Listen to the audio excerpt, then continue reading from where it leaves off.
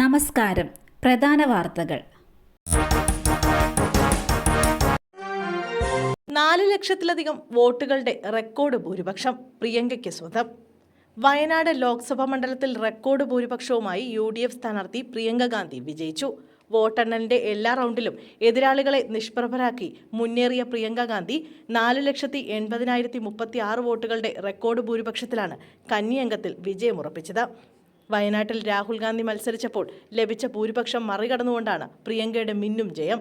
Voting ശതമാനം കുറഞ്ഞത് പ്രിയങ്കയുടെ ഭൂരിപക്ഷത്തെ ബാധിക്കുമെന്ന പ്രചരണം ഉണ്ടായിരുന്നെങ്കിലും വോട്ടെണ്ണൽ തുടങ്ങിയതോടെ തന്നെ പ്രിയങ്കയുടെ ഭൂരിപക്ഷം 4 ലക്ഷം കടക്കുമെന്ന് വ്യക്തമായിരുന്നു. തുടർ ചികിത്സ പ്രതിസന്ധിയിൽ. ബോട്ടിന് തീപിടിച്ച് പൊള്ളലേറ്റ ലക്ഷദ്വീപ് സ്വദേശികളിൽ ഒരാളെ കോട്ടയത്തേക്ക് മാറ്റി. ബേപ്പൂരിൽ മത്സ്യബന്ധന ബോട്ടിന് തീപിടിച്ച് ഗുരുതരമായി പൊള്ളലേറ്റവരിൽ ഒരാളെ കോട്ടയം മെഡിക്കൽ കോളേജ് ആശുപത്രിയിലേക്ക് മാറ്റി. ലക്ഷദ്വീപ് സ്വദേശികളായ താജുൽ അക്ബർ, മുഹമ്മദ് റഫീഖ് എന്നിവർക്കാണ് കഴിഞ്ഞ 10-ാം തീയതി ഉണ്ടായ അപകടത്തിൽ പരിക്കേറ്റത്. ഇതിൽ താജുൽ അക്ബറിനെയാണ് പുലർച്ചെയോടെ ആംബുലൻസിൽ കോട്ടയത്തേക്ക് മാറ്റിയത്.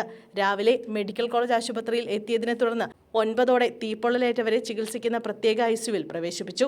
ദേഹത്താകമാനം പൊള്ളലേറ്റ 2 പേരുടെയും ചികിത്സയ്ക്കായി ലക്ഷക്കണക്കിന് രൂപ ചിലവായതോടെ തുടർ ചികിത്സ പ്രതിസന്ധിയിലായ സാഹചര്യത്തിലാണ് ഒരാളെ കോട്ടയത്തേക്ക് മാറ്റാൻ തീരുമാനിച്ചത്.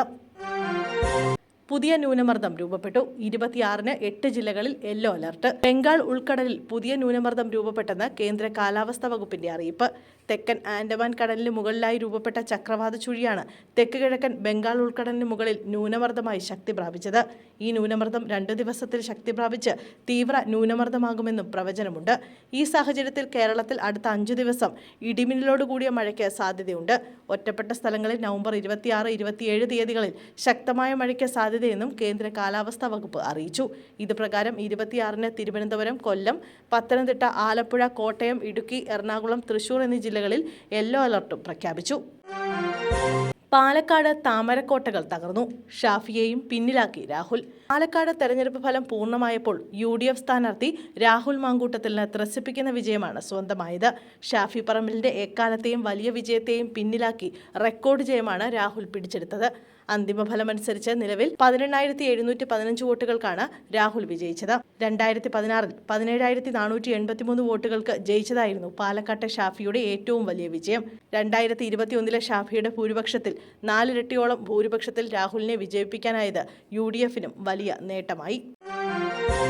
പുതുവത്സരാഘോഷത്തിന് ലഹരി വിരുന്നൊരുക്കാനുള്ള ശ്രമങ്ങൾ. 3 പേർ പിടിയിൽ. ക്രിസ്തുമസ് ആവുന്നതിന് മുമ്പ് തന്നെ പുതുവത്സരാഘോഷത്തിന് ലഹരി വിരുന്നൊരുക്കാനുള്ള ഒരുക്കങ്ങൾ നടത്തിയ കോട്ടയം സ്വദേശി ബംഗളൂരുവിൽ അറസ്റ്റിൽ. കേരളത്തിൽ വിവിധ സ്റ്റേഷനുകളിൽ കേസുകളുള്ള കോട്ടയം സ്വദേശിയായ 28-കാരനാണ് അറസ്റ്റിലായത്. കാപ്പ കേസ് പ്രതി കൂടിയായ അച്ചു സന്തോഷാണ് 318 കിലോയിലേറെ കഞ്ചാവുമായി ബംഗളൂരുവിൽ അറസ്റ്റിലായത്. യുവതിയടക്കം 2 സഹായികളും ഇയാൾക്കൊപ്പം ബംഗളൂരുവിൽ അറസ്റ്റിലായിട്ടുണ്ട്.